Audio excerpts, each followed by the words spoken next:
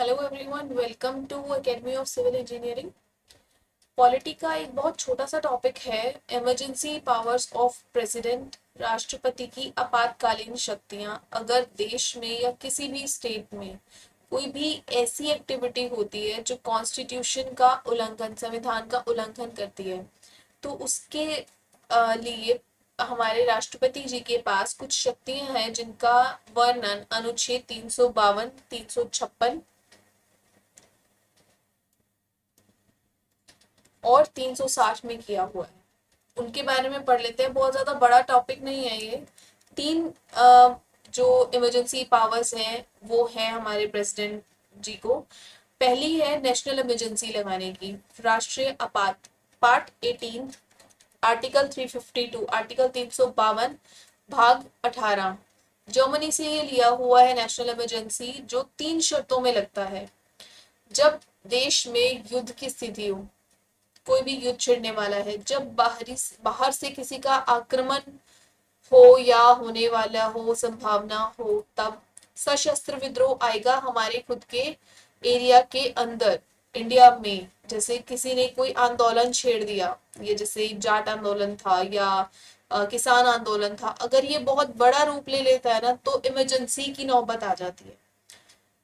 इन तीनों वजहों से अगर भारत या उसके किसी भी भाग पर इस भाग की सुरक्षा संकट में हो, ये पूरे भारत में भी लग सकती है, किसी पार्ट में भी लग सकती है। फॉर एग्जाम्पल, अगर भारत और पाकिस्तान का युद्ध छिड़ रहा है, तो वो पूरे भारत में इमरजेंसी लगाना जरूरी नहीं है ना। आपको डाउट है वहां पर फायरिंग हो रही है, तो आप उस एरिया में लगाओगे, नॉर्थ वेस्ट एरिया में लगा दो, उतना काफी है। साउथ एरिया में लगाने की जरूरत नहीं है। नेशनल इमरजेंसी एक बहुत वर्स्ट कंडीशन होती है जहां पर इन जो सिटीजन्स है वहां के, हम लोग, हमसे सारे हमारे फंडामेंटल राइट्स ले लिए जाते हैं, और मिलिट्री आकर फिर उसको सिचुएशन को कंट्रोल करती है, अपने देश की सेफ्टी करती है।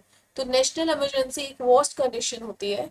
तो इस केस में ये पूरे भारत पे भी लग सकती है और किसी भाग पे भी लगाई जा सकती है, बशर्ते इंडिया की सिक्योरिटी का सवाल है। ठीक है। उसके बाद एक टर्म यूज होती थी, इंटरनल डिस्टरबेंस, आंतरिक अशांति से भी पहले आपात स्थिति की घोषणा की जा सकती थी। इससे भी नेशनल इमरजेंसी लगाई जा सकती थी। 1975 में कांग्रेस ने इसका यूज किया, कह सकते हैं कि मिस यूज किया। तो 44th अमेंडमेंट की गई कॉन्स्टिट्यूशन में 44वां संशोधन करके आंतरिक अशांति का शब्द हटाकर सशस्त्र विद्रोह कर दिया गया। ठीक है। अब तक 3 बार हमारे इंडिया में नेशनल इमरजेंसी लगी है। 1962 में जब इंडिया चाइना वॉर, भारत पर चीन का आक्रमण हुआ था। 1975 में भारत पाकिस्तान, और उसके बाद 1975 का ये जो इंटरनल डिस्टरबेंस कह के लगाया गया था, लेकिन इस केस में सुप्रीम कोर्ट ने डिसीजन दिया और 44th अमेंडमेंट जो की गई उसमें आंतरिक अशांति का नाम हटाकर सशस्त्र विद्रोह कर दिया गया। ठीक है। अब राष्ट्रपति लगाएगा, लागू कैसे करेगा, कौन करेगा? तो राष्ट्रपति मंत्रिमंडल, ये जो हमारी ग्रुप ऑफ मिनिस्टर्स या काउंसिल ऑफ मिनिस्टर्स है, जिनके हेड हमारे प्राइम मिनिस्टर होते हैं, उनकी रिटर्न एडवाइस पर वो लिख कर देंगे, लिखित सलाह पर लागू करेंगे 30 दिन में। अगर एक बार राष्ट्रपति जी ने नेशनल इमरजेंसी को लागू कर दिया तो वो 30 दिन तक रहेगी। 30 दिन के बाद संसद में अप्रूवल चाहिए और इसको एक्सटेंड कर सकते हैं, मतलब संसद का अप्रूवल मिलने के बाद तक 6 महीने तक ये कंटिन्यू रहेगी, उसके बाद फिर हट जाएगी। अगर 6 महीने के बाद फिर +6 करना है तो सेम आपको संसद में बहुमत पारित करना होगा, संसद में अप्रूवल लेना होगा, और वो बहुमत कितना होगा? 66% से, या 2/3 पार्ट से, 2/3 जिसको बोलते हैं 2/3। उसके बाद फंडामेंटल राइट्स कौन कौन से आपको दिए जाएंगे नेशनल इमरजेंसी के टाइम पे, और कौन कौन से ऐसे राइट्स होंगे जो आपको, जो ये हटा दिए जाएंगे वहां से। अब आर्टिकल 358 में है, आर्टिकल 19 जो आपका है बोलने का अधिकार, आप कुछ भी बोल सकते हो। तो आर्टिकल 19, आप अगर हमारी पॉलिटी फर्स्ट वीडियो पढ़ोगे तो उसमें सारे फंडामेंटल राइट्स बता दिए हैं मैंने। आप मैं डिस्क्रिप्शन बॉक्स में इसका लिंक भी दे दूंगी। आप पहले वो वीडियो पढ़ना, आपको पता हो कि आपके फंडामेंटल राइट्स कौन कौन से, उसके बाद आप ये वीडियो पढ़ना। तो आर्टिकल 19 साथ ही, जैसे ही 352 लगेगी, 358 पहले साथ ही लग जाएगी और आपका आर्टिकल 19 खत्म हो जाएगा। उसके बाद आता है आर्टिकल 359। आर्टिकल 20 और 21 को छोड़कर बाकी जो भी जरूरी लगे कि लग रहा है कि ये अब देश की सुरक्षा के लिए सही नहीं है, या लोग इसका, सिटीजन इसका दुरुपयोग कर रहे हैं अपने राइट का, तो उनको भी वो निलंबित या सस्पेंड कर सकते हैं। 20 और 21 को कोई हाथ नहीं लगा सकता, आपके मूल अधिकार को कोई नहीं छेड़ सकता, ठीक है। इसके खिलाफ सुप्रीम कोर्ट में जाके आप चैलेंज नहीं कर सकते। नेशनल इमरजेंसी के टाइम पे देश की सेफ्टी नंबर 1 पे होती है। आपके फंडामेंटल राइट्स, आपके हक, आपका अत्याचार, शोषण, वो सब एक तरफ, ये एक तरफ, ठीक है। उसके बाद प्रेसिडेंशियल रूल सेकंड, जिसको हम स्टेट इमरजेंसी भी बोलते हैं, राजकीय आपात, ये आता है आर्टिकल 356 में। आर्टिकल 355 कहता है कि राज्य में जो भी शासन होगा वो संविधान के अनुसार होगा, लेकिन अगर किसी भी तरह से कॉन्स्टिट्यूशनल मशीनरी, संवैधानिक तंत्र विफल हो जाए, आप देखो विफल किस तरीके से होगा। राज्य में सरकार बनी हुई है तो दो तरह से वो चीज टूट सकती है, या तो बहुत ज्यादा अशांति फैल जाए या फिर बहुमत टूट जाए।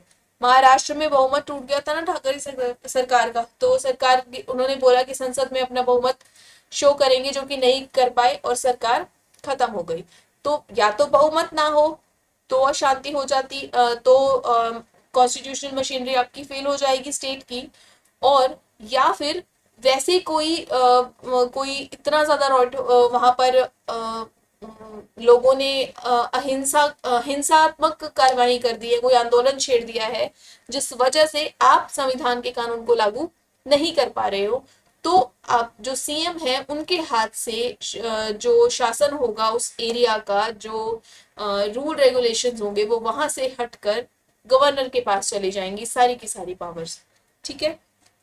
तो कहने को ये प्रेसिडेंशियल रूल है, बट रूल वहां पर सीएम का हटके गवर्नर का चला जाएगा, ठीक है। तीसरा आर्टिकल 365 कहता है कि कोई भी राज्य केंद्र के दिशा निर्देशों का पालन अगर नहीं करेगा तो भी ये शासन 356 लागू हो जाएगी, जहां पर सीएम वर्किंग नहीं रहेगा, गवर्नर आ जाएगा। एक चीज और है गवर्नर के बारे में, गवर्नर कभी भी उस स्टेट का नहीं हो सकता। मतलब हरियाणा का गवर्नर हरियाणा स्टेट से नहीं लेंगे, कहीं बाहर से लेंगे, उसमें उनके जो राइट्स हैं उनका मिसयूज करने के चांसेस ज्यादा होते हैं, ठीक है।